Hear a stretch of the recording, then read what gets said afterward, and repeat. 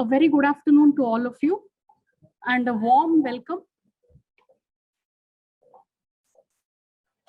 A very good afternoon to all of you and a warm welcome. Warm, especially considering that we are having the research day during April this time instead of the usual February. Welcome to the third annual research day. And because of the pandemic, we have had to adapt and hold the phygital research day program this year. That is, we have some people being present physically and the rest of them joining us digitally. So just a few small ground rules. Please, all of you, put your mobile phones on silent. Keep one space vacant for social distancing, and please wear masks. To start off today's session, we have the keynote address by Dr. Srinivasan. And to introduce Dr. Srinivasan, we have Dr. John Stephen, who is the Vice Dean for Postgraduate Studies, the Professor and Head Department of Medical Education, and the Professor Department of Dermatology, St. John's Medical College. I request Dr. John Stephen to please introduce the speaker.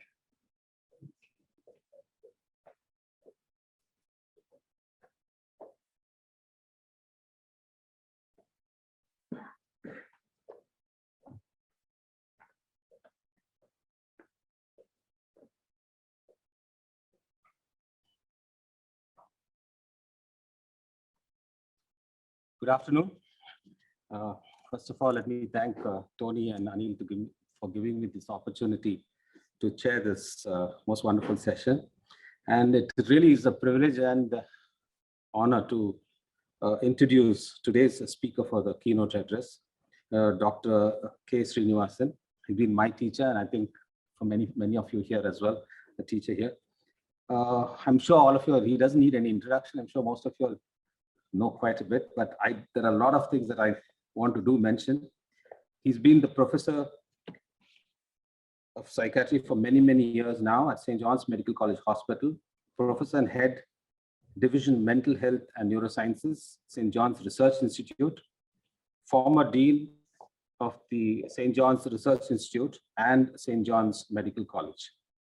His area of interest is community-based intervention studies with vulnerable groups, biology of suicidal behavior and depression. Many grants he's been awarded, and multiple grants from the NIH, grants from Norwegian Science Council and Departments of Science and Technology. He's a member of the expert advisory group, Violence Against Women and Girls. He's a member, board of directors, IDIN Global Nutrition, Global Research Associate, University of California, San Francisco. He's been mentored the Global Fellowship for NIH Fogati Fellowship grants and many more.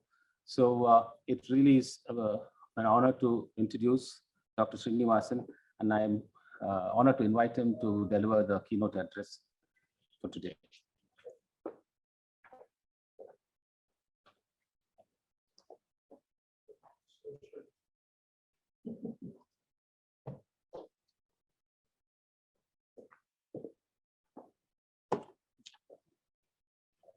Hi, everyone. Thank you for this kind introduction, John, and thank you to Dr. Tony and his team for putting this together in these very difficult times. This is the third edition, I believe, of the Research Day, and glad to be here sharing some thoughts about medical education and research with all of you. But I'm going to start with this gentleman. I'm a very big fan of this gentleman. Who is he? Most of my generation will know him very well. But the younger generation may or may not have heard of this gentleman. He's a Japanese film director, producer, and screenwriter. Very productive career, and considered one of the greatest ever movie directors of our times. See the names who have said he has directly influenced their lives as artistic movie directors, including our own Satyajit and some of the other big names who owe their influence to movie making to this gentleman, Akira Kurosawa. More importantly, and this is something I'll come to, He's also a multifaceted talent. He was a painter. He actually began his career as a painter, but gave up after his elder brother, who influenced him a lot, committed suicide in unfortunate circumstances. He's an excellent calligraphy artist. He's a kendo swordsmanship and has always retained great interest in Japanese martial arts, which are all part of his movies. More importantly and pertinent to today's afternoon conversation, he spent several years as an understudy before he actually made his first movie. And he always felt that that kind of a training is very critical to any profession. This is something I'll come to later. He's also learned several aspects of movie making. He's just not a director. He can edit. He's a wonderful script writer, screenwriter. In fact, he's written the scripts for many movies. He's a brilliant editor, very good cinematographer. And so he has learned several aspects of movie making before he actually ventured out and made his first movie. And he's also very innovative. He swam against the tide. Imagine this, that his first movie was made in post-World War II era. Japan, as you know, was in the center of a very complex relationship with the rest of the world. It supported Nazi, but it was bombed, Nagasaki and Hiroshima. So it was a very difficult time when Akira actually made his first movie. And what did he do? People were really wary of war, destruction. They were seeking hubris. They were seeking pleasure. Nobody wanted to examine some serious issues in arts, but here was Akira, who made movies that looked at some very complex interface among humans. And one of the themes in his movies, which is again will resonate with us this afternoon, he was a keen student of master-disciple relationship. He always believed that as a master, you owe it to your disciple to enhance their skills. And if you want to become a master, you need to spend some time as a disciple. And in several of his movies, he examined this very complex and dynamic relationship between master and disciple. And of course, he left a much celebrated legacy. Even today, the Film Achievement Award in his name, Akira Film Achievement Award, is much sought after. And in fact, Satyajit Ray is one of the recipients of that award. Now come to the movie. Have you seen here the movie? No? It is considered by many as probably one of the greatest movies ever made. It wasn't very well known when it was first shot, but in the Venice Film Festival, which is very highly regarded film festival, it won the Golden Lion Award. And then everybody sat up and took notice of this movie. What is this movie about? This is based on a short story. This is murder of a samurai who is a Japanese martial arts specialist, and rape of his wife when they were traveling through a forest area in Japan by a notorious bandit. The movie is all about four characters, four including the wife, five characters, but mainly four characters. They were taking shelter from rain under a tree. And each of these characters then recalled the event as they saw it or heard it in the courtroom. Each of these characters, which included a woodcutter, a priest, a passerby, and he also invoked this magical thing about his movie, the spirit of the samurai who was dead and gone. All of these characters gave widely divergent, contradictory report of what they actually witnessed or heard. So what's the big deal about it? That's when this term took effect, Rashomon Effect.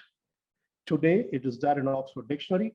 Today, it is debated a lot in neuroscience, in arts, in psychology, and I'll come to a little later in medical education and training.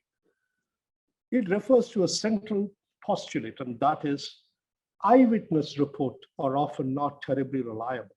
Like these 4 witnesses saw that, and they all said different things about an event that they all saw.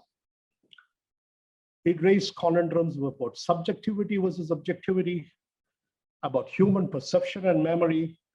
And there's a whole academic context to this, and I wouldn't go into details, except to say that this often drove perception, remembering, and understanding complex and ambiguous situations, which we all encounter in research, in medicine on a daily basis.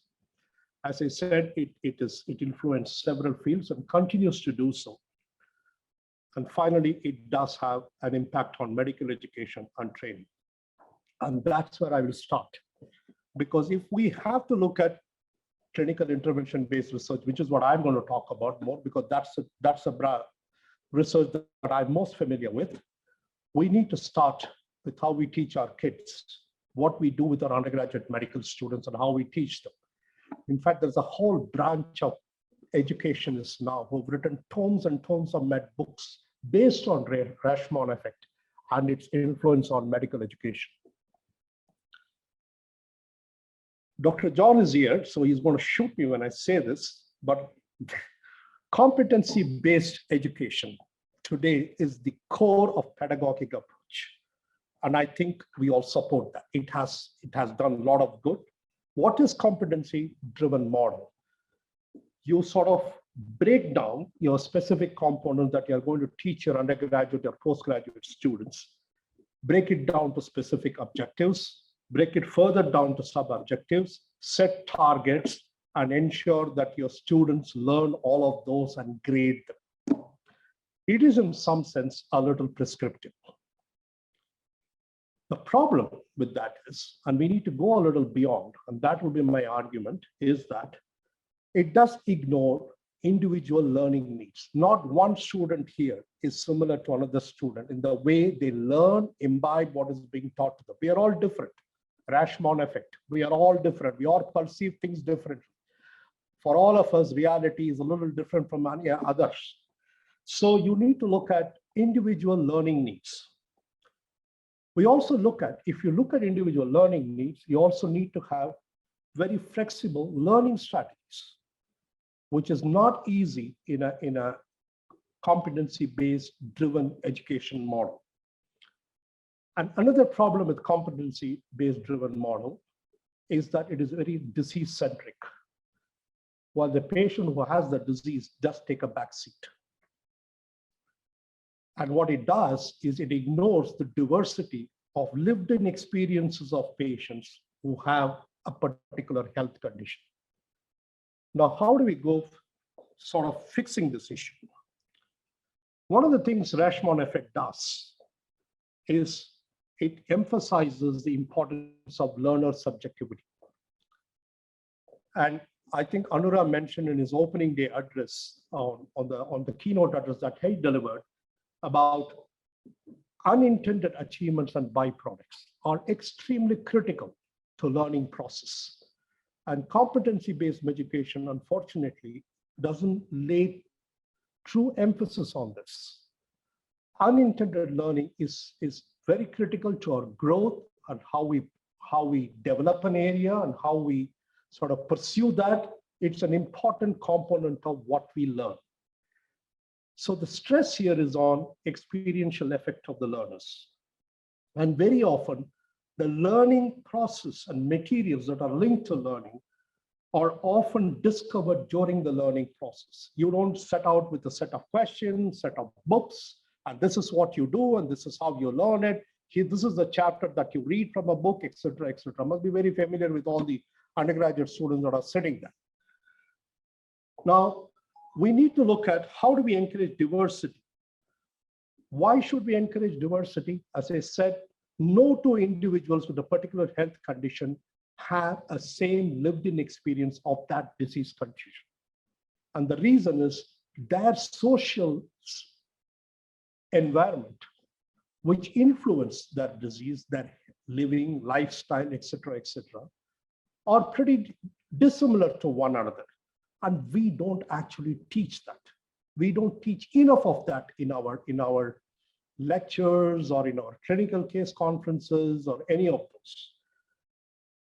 Several medical schools now around the country, around the world, not so much in India, but around the world, have actually begun to adopt the Rashomon approach in a very formal way. I will give you one or two references at the end of my talk. You can go look it up. What do? They bring peers, students into groups, small groups, and allow them to interact about a particular topic, maybe a disease or maybe a patient that they have seen. Much like the Rashomon Effect, each of these students will have something slightly different to say about what they saw compared to someone else in that group. So we actually encourage this diversity. Now, what does this also encouraging this diversity bring to the table is that we begin to appreciate and integrate into our own perception of a medical condition and the disease that affects human being. We accept this diversity and we approach this problem or this person with a particular disease from a completely different viewpoint to what we had been taught till date. Some medical schools around the world have even started doing this. They bring students from different streams together. Now, in St. John's, we have medical students, we have nursing students, we have students that we teach in laboratory course, we have physiotherapy, we don't have pharmacy, but we have physiotherapy, we have a whole host of students. And as many undergraduate teachers here in the hall or elsewhere will know, you end up teaching the same topic to all these kids with different emphasis, but you do. You go to nursing school and you teach about diabetes. You go to physiotherapy and you talk about something else, a similar topic being taught. But when you bring these students together, and this is based on evidence, again, I'll share the paper that quotes this, cites this evidence, is that all of these students, when they are brought together in one room in small groups, each of them views the disease from their own perspective. A nursing student will have a very different tale to tell about someone that has diabetes from a medical student. So what happens in these group interactions or peer-to-peer interactions, you begin to learn others' perspective about a particular health condition. And why is this a big deal? Again, I'll come to that a little later, but that begins to engage students in diversity that exists both within the patients that we see and in our society. I now turn my attention to something which will be the central part of my presentation, and that is the mentorship program.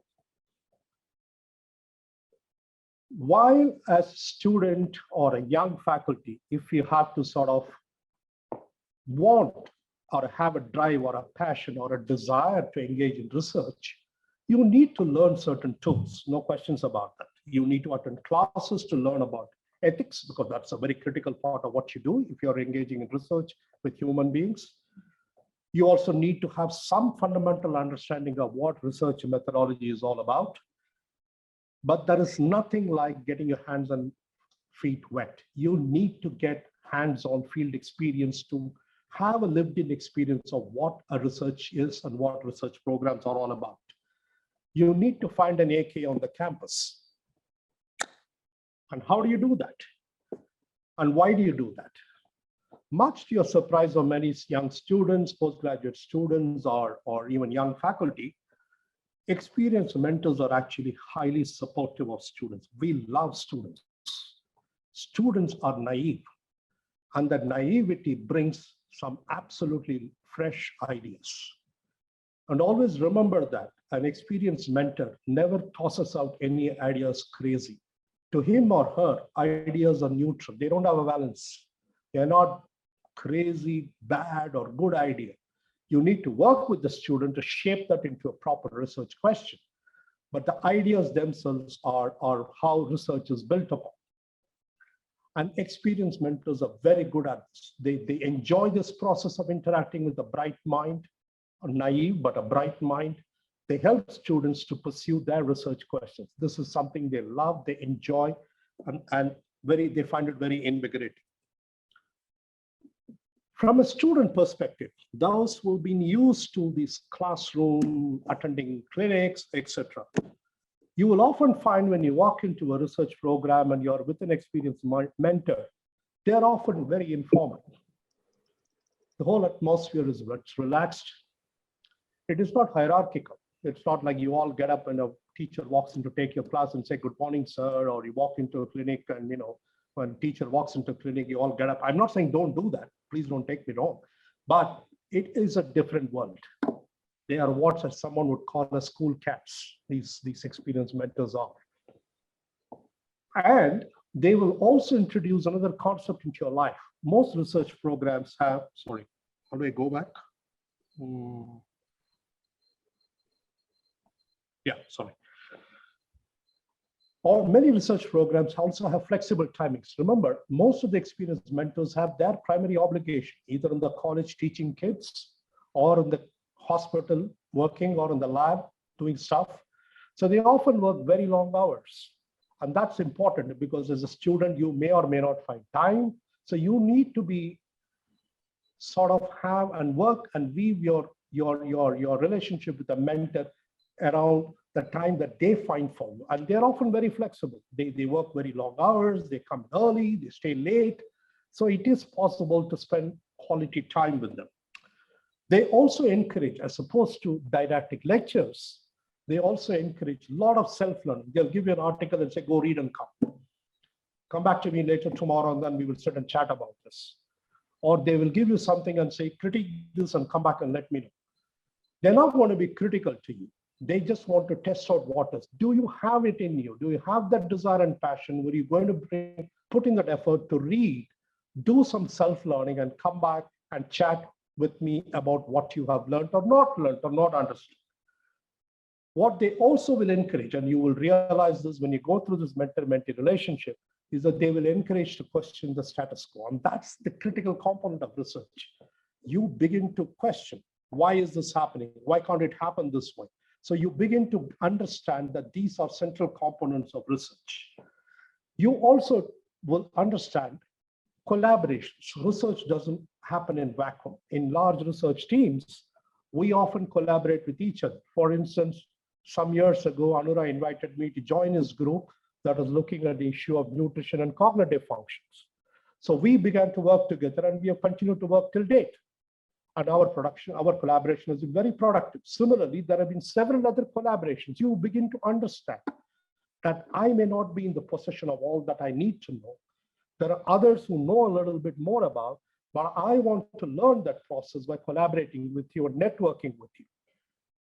In clinical medicine, that happens to a much lesser extent. Classic example is you are doing rounds and then your senior resident or your consultant says, I need you to refer this patient to nephrology. I want a nephrology opinion.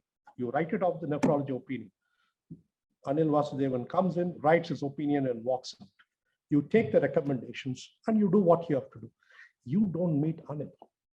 You don't sit and talk with him. You don't understand why he's written, what he's written. You don't get into his head, his reasoning. You don't imbibe those kind of qualities that are intrinsic to medicine and research. So in research, you will realize very soon, if you're with a very good mentor, collaborations are critical to how research actually develops. And interdisciplinary communication. As I said, we all have different people that come into a research group and you begin to learn the language of others. Finally, a line from one of my favorite singers, Bob Dylan. This is a great line from one of his songs. No success like failure. One of the things that you begin to learn during research when you participate is that failure is a constant companion. It's a companion when you write a research grant and it gets knocked back with comments. You think you have written the most wonderful article and it comes right back with comments, critical comments. You begin to then appreciate. It's not like failing in an exam and then feeling low about it or not getting a promotion when you think you should have got. This failure is a very different kind of a failure. It makes you strong, it makes you resilient, and you get to learn from the feedback. So it is a stepping stone for success. You become more resilient. So these are some of the things that you begin to acquire if you do a quality mentee, work with a quality mentor or an experienced mentor. You then begin to develop a very broad repertoire, a skill set that you till now you didn't have. And this will stand you in good stead. Whether you go on to pursue clinical research or any other kind of research is irrelevant. But even as a doctor, even as a physician or a surgeon or someone that practices clinical medicine, all of these enhanced skill sets will stand you in good stead as you go ahead in your life. So what happens in a mentor-mentee relationship? You acquire new ideas. You develop new syntax. You also begin to appreciate that research questions are always placed in the context. And research questions are always about uncertainty and ambiguity. That's how you do research. That's why you do research in the first place, because there is some uncertainty in this clinical problem that I do my research to try and address this uncertainty. You begin to feel more comfortable with this uncertainty and ambiguity, much like what happened in Rashomon movie. One of the things that happens in that movie is that Akira ends the movie with 4 stories. He does not tell you which is true, which isn't true. He just ends. 4 stories divergent and the movie ends. You walk out and you realize that what is it that he's trying to say? There is uncertainty, there is ambiguity in our everyday lives. You choose what you or who you want to believe, but that's the reality of human experience. You also learn in research when you participate with an experienced mentor, predictions are always based on probabilities. This is more likely to occur given this set of circumstances and in this context. Unlike clinical medicine, you also learn very quickly, and there are some statisticians here who will let you know how you deal with this, that however objective evaluation criteria you choose, results can be radically different. After all, in Akira's movie, they all witnessed a physical event. They witnessed a samurai who was killed by a bandit and his wife was sexually assaulted. They witnessed it, but they had such different tales to tell about what they witnessed. So you could have evaluation objective criteria, but you can end with a radically different results. There was recently an editorial in American Journal of Radiology by a leading orthopedics editor who wrote an article on Rashomon Effect in clinical medicine. Actually, it is about Rashomon Effect. What he did was that he took an MRI spine, very high quality MRI spine, called 50 experienced orthopedic surgeons, showed them all. Each one interpreted it quite differently from the other. Then he brought it down, brought down the number to 40, 30, 20, 10. The disagreement began to become less and less and less and less. To say that in clinical medicine, in everyday encounter, uncertainty, ambiguity, plus unreliability of our observations are an everyday occurrence. Statisticians and research will try and bring this down. There are tools that they have. I don't want to go into the details, but there are tools that they have which try and reduce this, and you begin to appreciate these things when you participate. And importantly, you also cultivate writing skills. And why is that becoming increasingly important? All of you here, undergraduates or even postgraduates, you come through NEET. You tick boxes. And if you begin to look at the more recent case notes that we have, they're all according to ICD-10 criteria, this criteria, that criteria. There is no narrative. That's what we were all brought up upon when we were trained in undergraduate medicine. We wrote statements about what we saw. So one of the problems that we begin to be facing is writing skills about what you see, and documentation is becoming increasingly of iffy quality, if I may use that word. But you will read, you will learn if you work with an experienced mentor. When you begin to write about research that you participate in, you will cultivate writing skills. And that is important because that's what you share with the rest of the world. Lastly, and this is very critical, knowledge versus evidence. It is amazing that even now, some senior people that I work with and talk to, often confuse between the two. The two, there is an overlap, no questions about it. but the two are different constructs. And you will appreciate this when you participate in a mentor-mentee relationship as part of a research program. Knowledge is what results in evidence. Knowledge is the process, acquisition of data about a particular medical condition, interpreting that data, working with that data, analyzing that data. That's what leads to evidence. But what we end up believing when we teach undergraduate students or postgraduate students or practice medicine on a daily basis, we begin to rely more and more on evidence and paying far less attention to how this evidence came to be about first, and not pay enough attention to the knowledge that actually generated this evidence. And the more you begin to participate in the process of acquiring knowledge, you will begin to appreciate that most of the evidence that we have in medicine is a little iffy, is on shaky foundations. There are lots of gaps in the evidence that we have in medicine, or what we call as evidence-based medicine. So these are important assets that you learn. You develop this broad repertoire. You are exposed to a very different working environment and syntax, something that will stand you in good stead as you learn different kinds of skills. But now let's turn to the institution. What does the institution do? It has a responsibility. How does this formalize this mentor-mentee relationship? This word mentor on this campus has had a long history, some of which I won't go into, but it has a long history. But this is a very different kind of relationship. This is in a research paradigm, in a research program. There's got to be at some level a big institutional buy-in, and I was very happy to hear Father Paul in his inaugural address talk about research and what it means to this institution. And the very fact that we have a standalone research institute, which Anura started many years ago, which was at that time the first and the only one on the medical campus in this country.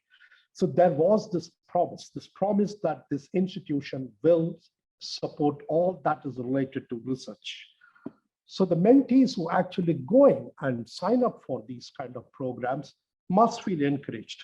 And they must, at the end of the day, we are all human beings. We live our lives based on reward. There's got to be some tangible benefits that must accrue to me if I participate in this program. We can think about how that can come about, but that is something you can get credits. That credit can be exchanged for when you apply for promotion, or when you apply for a job, or when you apply for a postgraduate seat, what have you. But that is something that can be worked out. We also need mentors. We need time. Mentorship is often based on volunteerism, almost always. But as a mentor, if I have to supervise a student, sit with the student, spend time with the student, I need to have some protected time, because students do take up a lot of your time, and you need to spend a lot of your time to the students. You need to get some kind of a credit or incentive. I'm not necessarily saying financial or money. That's one way of looking at it, but we need to look at some mechanism by which this can happen. We also start to look at workshop on mentoring skills. We need more mentors. It's time that the institution begins to invest some time in young faculties in helping them develop how you become a mentor. It's not something like wake up one morning and say, I want a mentor and I will take on students. It doesn't happen that easily. There are some skills that you require, you need to acquire them. There are ways to do that. In fact, I think Dr. Tony ran a mentorship skill workshop a couple of years ago, I think, on the campus, funded by NIH Bogati. Sorry. And so we can sort of formalize this and make it more often. We can also need to find mechanisms to connect the two. How does the mentee know who's the mentor and what he's doing? One of the ways to do that is maybe Dr. Tony's office, SGRI, can actually have a list of mentors and their chosen area of specialty and their willingness to volunteer as mentor. Students, undergraduates, postgraduates, young faculty can easily look that up on a dashboard, apply, and Dr. Tony's office can then facilitate this whole process. This can actually be put on the website because it will encourage others to get into this program. And this is something that is done uniformly throughout the world. Several mentorship programs around the world list the mentors, list their areas of interest, and students connect with them. I think this can easily be formalized through Dr. Tony's office at SJRA, and we can kickstart this program. Obviously, like all research initiatives, this whole thing needs evaluation and feedback right from its inception. Feedback, evaluation from the mentee, from the mentor, and the independent evaluator, how this program is working, etc. And the reason I spend considerable time on this is that, to me, this is the crux of clinical fellowship program. If you want to encourage independent research, clinical intervention research, and other kinds of research to flourish on this campus, you need students. We can all write grants, we can all do what we want to do.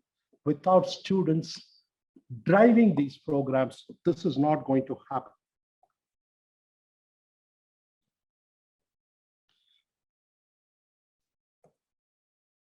There are challenges, which is why we have this research day, is the challenges that face us as an institution.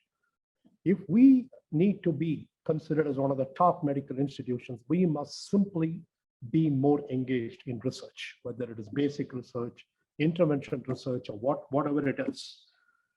And we are not the only one who are suffering.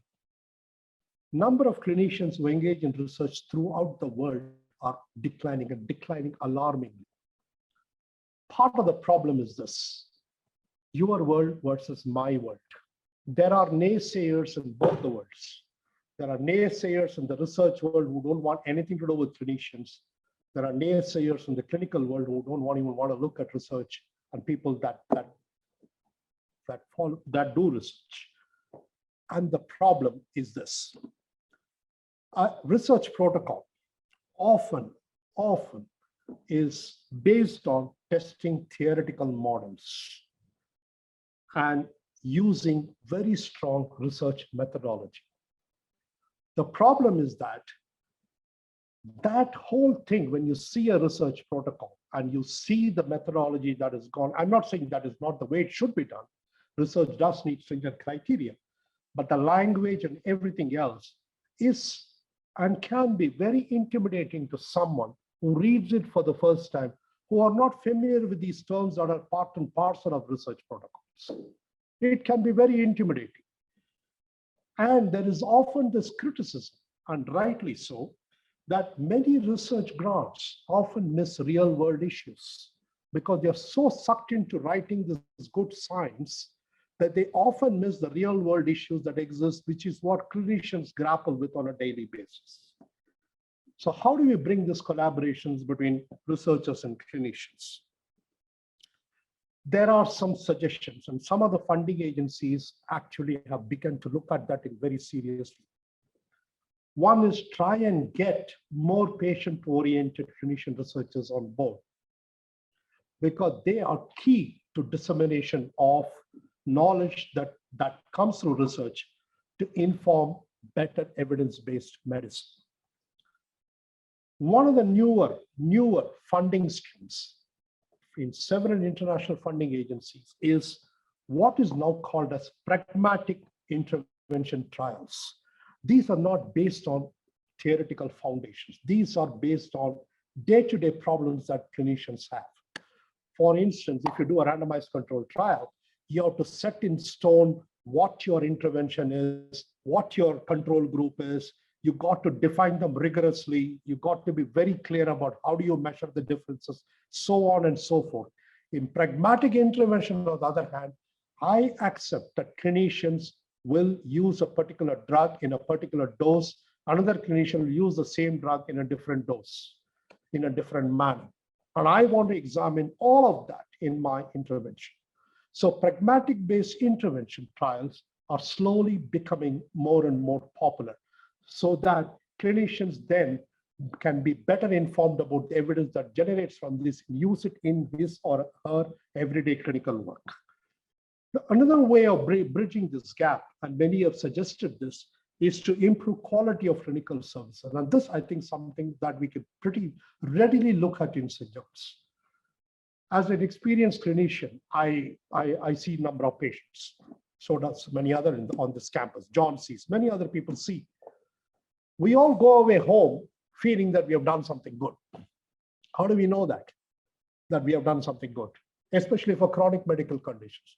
What measure there is that evaluates that my clinical decision has actually done something good? In extreme cases, patients can get into all sorts of complications, etc. But that's not that common in chronic medical conditions. How do we measure our clinical encounter has done some good? It has to be measured independently. One measure, of course, some people use is number of patients that I have who come back to me, repeat patients. So it's assumed that I'm doing something good because they come back to see me. But that's not an independent evaluation. So slowly now, there are increasing questions within the research paradigm that wants to look at quality of clinical services. And that can bring researchers and clinicians together on the same platform. Role of institution and the ethos is very critical. And why is the role of institution very critical? And why must research be supported? Till date, we didn't have very strong evidence. Sorry. We didn't have very strong evidence. Does actually research do anything to clinical service in an institution? But recently, NIHR UK and NIH from USC have begun to study this in a very systematic manner. Now, NIHR UK was the first body that published 3 very influential papers that have looked at NHS trust across UK. As you know, NHS trusts are primarily designed to offer service. Research is often a byproduct. That's not their mandate. Their mandate is to perform clinical duties, see as many patients as possible, etc., etc. But what did they find? They found that those NHS trusts which are clinically research active, they were, and there is a term again that you may want to look up later, what is called as with research and in research. There is a subtle distinction between the two, but leave that apart. That those NHS trusts, which are faculties that were actually doing active research, had better patient outcomes, reduced mortality, improved overall care quality. They also had, and they found some other important things. Communication and the information that was available to patients that sought clinical care from them was much better. More importantly, staff are more likely to recommend their organization. Suppose I have a family member who says, I want to seek help. They're more likely to say, go to St. John's, go to this department is very good. You will get quality care there. They also have very acclaimed training programs, and they also had well-motivated staff. So there is now beginning. Evidence is accruing that institutions that actually engage in informed research, intervention research, clinical research, and other kinds of research actually end up doing well. I finally end with some personal reflections. I've been associated with the Department of Psychiatry for well over 3 decades.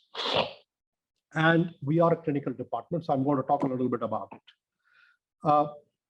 One of the things that has been part of us is that we've always been very open, and we have been very collaborative in what we do. We have a very thorough feedback mechanism, and I think we presented to the dean and vice deans in one of the meetings. This feedback mechanism is not just undergraduates or postgraduates, it's feedback about each one of us. We discuss, and we are very open. We agree, we sometimes disagree, but we agree to disagree, and it's all done in a very collegial manner. We are also aware of, and been so for several years now, a multifaceted nature of health and disease. And we do this teaching and training, and we emphasize diversity and lived experiences. We have regularly in our department book reviews. We bring in books and ask PG students to review the book. Book may be related directly to mental health, may not be related directly to mental health, but we think it is related in some aspects to health. So it's important. We even review movies as part of their academic exercise. We introduce this diverse kind of academic portfolios in our departmental teaching program. And we are also very innovative and response to changing needs. I'll give you some examples. For instance, a couple of our faculties now, and we have published that paper recently, are involved. We train nurses, and these nurses provide brief interventions to people that have psychological problem and are in other wards. One example is we have a nurse-led intervention for people with alcohol abuse admitted to gastroenterology. It's driven by them. There is a psychiatric consultant or a couple of them who keep an eye on this, but it is driven by nurses. They go, they talk, they interact with the patients, they follow them up, they call them. Similarly, we have another nurse-led intervention for people that attempt suicide who come to our hospitals, which is a pretty large number. So we have, and why have we done this? Because we have read, and there is research that in health encounters, you can do what we call as task shifting. You can shift the critical task to someone that may not be as highly qualified as a medical doctor. We also strengthen institutional framework. Some of our faculties teach medical ethics. We are part of the institutional ethics committee. So we believe that we need to get out of our ambit of comfort and source of comfort to us, that is psychiatry, and work with others around in the institution and strengthen the institution. And not surprisingly, we have a reasonable amount of research that's going on in the department. Before I end, here are some of the references that anyone who's interested can look up. Atkin is a big dada in the area of Rashomon. And Takamura and Imafaku, not surprisingly from Japan, who published a paper on Rashomon Effect, and they do this. I've been doing that in their medical school, but they teach. And there is a recent publication in BMJ that talks about how institutions that actually participate in research seem to do well. Before I say goodbye, please do go and see Akira Kurosawa. It is a soul-stirring movie. And I deliberately did this entire set of slides in black and white. Akira's movie is in black and white. It's visually inspiring, and it's the way that he did the movie is very inspiring.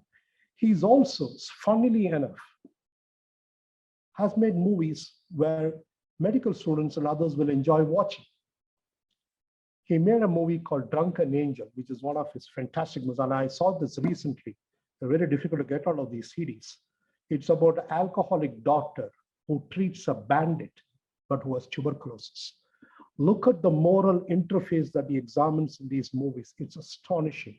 A doctor who drinks a bandit, but has tuberculosis. That's Akira Kurosawa. He talks about a doctor who treats syphilitic, but acquires syphilis himself. That's another moral interface. So he's done a lot of these kind of movies.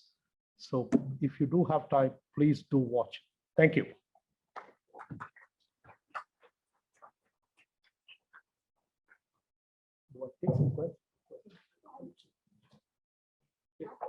Thank you, sir. Thank you for that wonderful session.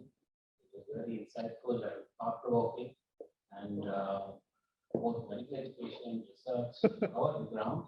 So I'm sure lots of questions that a lot of people will want to ask. So chat box. I'm looking at you. If somebody else has a question from the audience here, we can start up with that, and then we can look at to see if there's any questions in the chat box and bring that as well. So before the others, I have a question. Sure, go ahead. So, I was particularly interested in mentor-mentee mentorships, and now that's an area that's been interesting. So in our institution itself, I was looking more at the medical education part of it. We used to work well on the research conference is important as well. But as a culture, mentor-mentee, what do you think are a few things that we should be doing and not doing to establish it? I think we have had mentor-mentee. It's gone and ups and downs in many ways, and I think now with the number of students that have sort of burgeoned over the years, you might find it a bit difficult to do all this. But one of the things that is critical in mentor-mentee is it must be done in the spirit of volunteerism.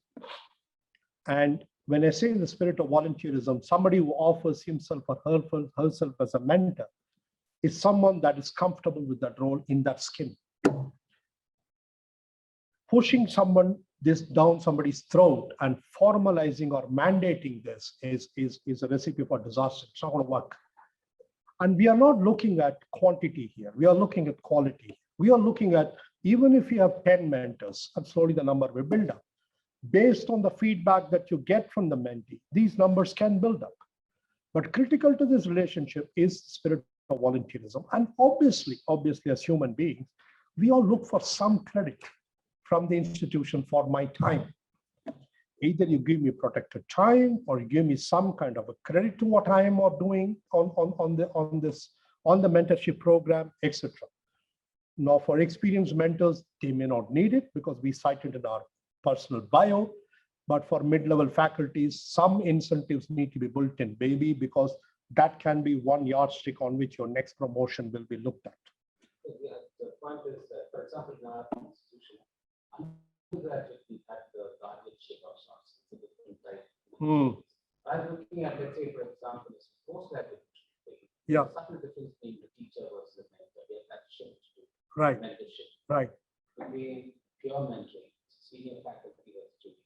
It's a culture that you want the institution to have. Towards that, yeah, that is the thing that I said, that within the department, you need to structure your department in such a way that you're not terribly hierarchical. People should have the freedom to talk to each other and say things to each other, and there must be a space available to air my grievances, thoughts, and good things, bad things, and all of that, without being necessarily judged as my remark being not welcome. And I think that is important. That is very important at a departmental level. All this has to begin around that is the unit of interest. That's where it all starts. So I think we must have that. And not very long ago, maybe before your time, maybe Cecil and all will remember, not very long ago, heads of the departments are actually given an allowance. It was small amount, but it was given an allowance. And the recognition of that allowance was he or she has certain extra things to do. And what was those extra things to do? To look after the interests of the faculty and the department. Spend time, figure out where is your next growth? How are you going to do that? Who's the next faculty that you want to take up something additional? All of that we had a mechanism during maybe 10, 15 years ago. I forget when exactly it was, but it was there. So we had those mechanisms at the departmental level. And I think you can sort of encourage some of those and see how we go with that. But at the end of the day, it's all about volunteerism. It's all about the spirit of volunteerism. And success often breeds success. If people see these people doing well, more can be brought into this umbrella.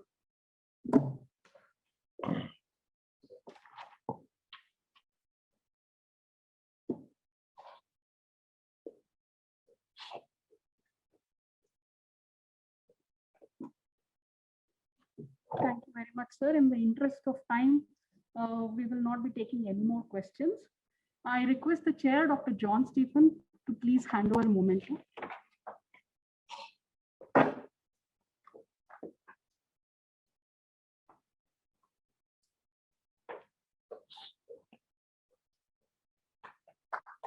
Thank you, John.